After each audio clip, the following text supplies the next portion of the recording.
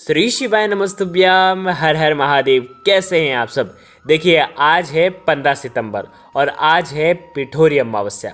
आज अमावस्या है स्नान दान की अमावस्या और इसीलिए पूरे दिन अमावस्या तिथि मान्य होगी। तो देखो आज अमावस्या पर एक विशेष उपाय करना है क्योंकि देखो ये शुक्रवार की अमावस्या है और शुक्रवार की अमावस्या महालक्ष्मी को प्रसन्न करती है। देखो आज का एक विशेष उपाय है कपूर और 2 लौंग का, जिससे आपके पितृ भी प्रसन्न होंगे। देखो वैसे तो शुक्रवार का जो दिन होता है हम सभी जानते हैं कि वो देवी महालक्ष्मी की पूजा अर्चना का दिन विशेष माना जाता है। तो शुक्रवार की अमावस्या तिथि अगर पड़ जाती है तो ये एक तरीके से सोने पे सुहागा हो जाता है।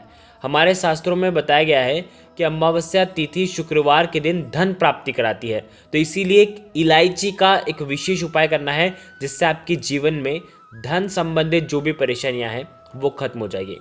और उसी के साथ एक और महा उपाय बताएंगे जो कि आपको शिव मंदिर की चौखट पर करना है। तो देखो आज के इस पूरे वीडियो में 3 बहुत ही प्यारे से उपाय के बारे में हम बात करेंगे जो कि आपके पितृ दोष को दूर करेगा, जीवन की समस्याओं को दूर करेगा और महालक्ष्मी को प्रसन्न करेगा।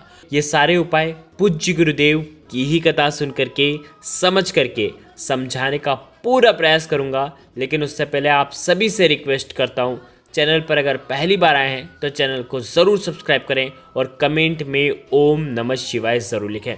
देखो सबसे पहला उपाय ये है पिठोरी अमावस्या। देखिए कुश ग्रहणी अमावस्या, ये अमावस्या विशेषकर पितरों को प्रसन्न करने के लिए होती है। देखो कुछ ही दिनों में पितृपक्ष के दिन शुरू होने वाला है और पितृपक्ष में हम पितरों के लिए कुछ ना कुछ उपाय करते ही करते हैं और सभी को करना चाहिए। जो साल भर पितरों को याद नहीं करता है उसे कम से कम उन्हें पितृपक्ष में तो उपाय करना ही करना चाहिए। देखो आज एक विशेष उपाय जो कि आपको आज ही के दिन रात्रि में करना है, जो कि आपको करना है सूर्यास्त के बाद। देखो अमावस्या की इस काली रात्रि में सबसे पहला उपाय आपको क्या करना है, एक स्टील की थाली लेना। ठीक है, उस स्टील की थाली के ऊपर एक आप माटी का जो दीपक कहते हैं ना वो लेना। ठीक है, वो लगाना और उसके अंदर आपको रखना है कपूर। ठीक है, कपूर रख दिया। कपूर के साथ में आपको लेना है एक बताशा। बताशा होता है ना, बताशा सफ़ेद रंग का, वो आपको लेना है और उससे तोड़ करके आपको इन कपूर के अंदर ही आपको मिला देना है। ठीक है, साथ में आपको लेना है 2 फूल वाली लौंग। ठीक है, लौंग खंडित नहीं होनी चाहिए, फूल वाली होनी चाहिए और ये दोनों लौंग भी आपको दीपक के अंदर रख देनी है। ठीक है, अब इस थाली को, इस दीपक को आप ही के घर में आपको जाना है, आपके घर में दक्षिण और पश्चिम के कोने में। देखो अगर आपके घर में दक्षिण पश्चिम में जगह नहीं है तो आप दक्षिण मुखी हो करके भी ये उपाय कर सकते हैं। देखो दक्षिण मुखी क्यों, को पूज्य गुरुदेव और हमारा सनातन धर्म ये कहता है कि दक्षिण दिशा ही पितरों की दिशा मानी जाती है। ठीक है, तो आपको क्या करना है, और आपके जो पितर हैं अमावस्या पर वो दक्षिण दिशा से ही आते हैं, तो आपको क्या करना है, दक्षिण दिशा की तरफ मुख करके या दक्षिण और पश्चिम के कोने में आप जाना और इस दीपक को प्रज्वलित करना और पूरे घर में इस दीपक को ले करके इस पूरे घर में आपको इस दीपक को घुमाना है और आपका पितृदोष दूर हो, ओम पितृ देवताय नमः इस मंत्र का जाप कर लेना या पितृदोष दूर हो ऐसी मन में कामना करते हुए ये उपाय करना और अंत में वापस से आपको दक्षिण और पश्चिम के कोने में आना है। ठीक है, ये पूरा घर में घुमाने के बाद पितृदोष दूर हो ऐसी कामना करते हुए ये अंत में आपको लेकर के आना है। ध्यान रखना ये दीपक बुझना नहीं चाहिए, पूरे घर में घूम करके अंत में आपको ये दीपक ज़मीन पर रख देना है। एक चीज़ समझना, अगर आपको ऐसा लगता है कि दीपक बुझने वाला है तो उसके अंदर आप कपूर वापस से आप और डाल सकते हैं। आ गई आपको पसंद में। अंत में क्या करोगे, थोड़ी देर बाद ये सूख जाएगा, इसको आप अगले दिन जैसे कि अगले दिन तो शनिवार ही है, तो आप इसे पीपल के वृक्ष की जड़ में आपको रख करके आ जाना है। बस इतना सा उपाय करना है, पितृ दोष जो है वो पितृ आशीर्वाद में बदल जाता है। तो ये उपाय आपको करना है। ये हो गया पहला उपाय। देखिए अब हम बात करते हैं दूसरा उपाय की।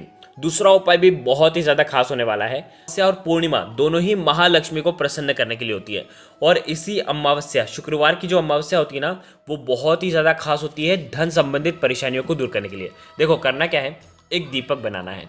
दीपक कैसा बनाओगे, लंबी बाती का। ठीक है, लंबी बाती का क्यों बनाते हैं, देखो पूज्य गुरुदेव हमेशा कहते हैं लंबी बाती जो होती है वो देवी माता को प्रसन्न करने के लिए होती है। तो देखो लंबी बाती का दीपक लेना है और साथ में आपको लेना है मात्र एक हरी इलायची। ठीक है, आपको क्या करना है, आपको आप ही के घर में जहाँ कहीं भी आप धन रखते हैं ना वहाँ पर ये दीपक आपको रखना है उत्तरमुखी दीपक वहाँ पर वहाँ पर या तो वहीं पर पास में आपको ये दीपक रखना है। दीपक का जो मुख होना चाहिए वो होना चाहिए उत्तर दिशा की तरफ। आ गई आपको बात समझ में? उत्तर दिशा की तरफ मुख होना चाहिए दीपक का, और इस दीपक के अंदर आपको एक हरी इलायची डालना है और हरी इलायची वाला दीपक आपको जलाना है। ये उपाय आप धन रखने वाले स्थान पर भी कर सकते हैं। यदि धन रखने वाला स्थान नहीं है तो आप क्या करेंगे, महालक्ष्मी के सामने ये दीपक लगाएंगे और घर पर ही ये दीपक लगाना है। दीपक लगाओगे उस समय घर के जो द्वार हैं वो खुले होने चाहिए, और ये दीपक आपको आज शाम को रात्रि में ही लगाना है, यानी कि सूर्यास्त के बाद आप ये उपाय कर सकते हैं। बहुत ही प्यारा सा उपाय है। ये हो गया दूसरा उपाय। अब हम बात करते हैं अंतिम उपाय की, तीसरे उपाय की। देखो, यदि आपके जीवन में बहुत ज़्यादा परेशानियाँ हैं, बहुत ज़्यादा कष्ट हैं, रोग संबंधित कोई परेशानियाँ हैं, या घर में किसी भी प्रकार से किसी चीज़ में भी आपको ऐसा लगता है कि आपकी कोई मनोकामना कई दिनों से परिपूर्ण नहीं हो रही है, तो ये उपाय आपको करना चाहिए। देखिए पूज्य गुरुदेव ने क्या क्या बताया इसमें समझना। देखो, आपको लेना है एक तांबे के पात्र के अंदर जल, ठीक है। साथ में लेना है पीला चंदन, ठीक है। पीला चंदन थोड़ा सा ले लेना, पिसा हुआ ले लेना पीला चंदन, ठीक है।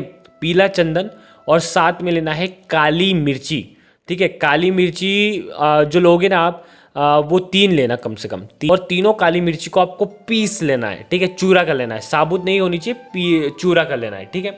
साथ में आपको लेना है 7 बेलपत्र, 7 बेलपत्र। अब देखो, बेलपत्र नहीं मिल पाते हैं तो भगवान शिव के ऊपर चढ़े हुए बेलपत्र आप उपयोग में ले सकते हैं, ठीक है। और साथ में लेना है आपको 7 पत्तियां, 7 अलग अलग पेड़ की 7 पत्तियां लेनी है। बस एक बात का ध्यान रखना, तुलसी जी के पत्ते उपयोग में नहीं लेना है, और पीपल का पत्ता भी उपयोग में नहीं ले सकते, क्योंकि देखो शुक्रवार का दिन है तो तोड़ के कैसे आओगे, क्योंकि शुक्रवार के दिन पीपल के पेड़ को हम छूते नहीं हैं। तो आपको क्या करना है, अन्य कोई भी पेड़ चलेगा, चाहे अशोक का पेड़ हो या किसी भी पेड़ की, आपको 7 पत्ती लेनी है, लेकिन सब पेड़ अलग अलग होने चाहिए, ठीक है। तो 7 पत्तियाँ भी अलग अलग होगी, ठीक है। 7 पत्ती ले ली, और उसके बाद आपको क्या करना है, देखिए ये सारी सामग्री आपको घर पर ही डालनी है। कैसे डालनी है समझना। तांबे के पात्र के अंदर सबसे पहले पीला चंदन डालना, फिर पीसी हुई काली मिर्ची डालना, उसके बाद 7 बेलपत्र डालना, उसके बाद जो 7 पत्तियां लेकर के आए थे ना, वो 7 पत्तियां डालना, और ये जो जल है आपको भगवान शिव के शिवलिंग पर श्री शिवाय नमस्तुभ्यम का जाप करते हुए आपको अर्पित कर देना है। आ गई इतनी बात समझ में? ध्यान रखना, पूरा जल अर्पित नहीं करना है, आधा लोटे से थोड़ा सा ज़्यादा अर्पित करना, और उसके बाद जो तांबे के पात्र के अंदर जो पत्तियां हैं वो आप हाथ से निकाल करके भगवान शिव के शिवलिंग पर आप अर्पित कर देना। आ गई इतनी बात समझ में? अब जो तांबे के पात्र के अंदर थोड़ा सा जल है ना, ये आपको क्या करना है, भगवान शिव के मंदिर के बाहर आना है, और भगवान शिव के मंदिर की चौखट पर जिसे आप बाहर आओगे तो आपके सीधे तरफ आपको ये थोड़ा सा जो बचा हुआ जल है वो आपको चौखट पर अर्पित कर देना है, श्री शिवाय नमस्तुभ्यम का जाप करते हुए, और आपकी जो भी विशेष मनोकामना है वो आपको बोलना है, और ये सुंदर सा उपाय करना है, और आपकी जो भी विशेष मनोकामना है वो आपको बोल देनी है। बस ये सुंदर सा उपाय करना है। देखो, आज के इस पूरे वीडियो में हमने आपको 3 महा उपाय बताए हैं। तीनों में से जो उपाय आपको लगता है आप कर सकते हैं। अगर आपको कुछ भी चीज़ समझ में ना आए तो कमेंट में पूछ लेना, गलती नहीं करना है। श्री शिवाय नमस्तुभ्यम। हर हर महादेव।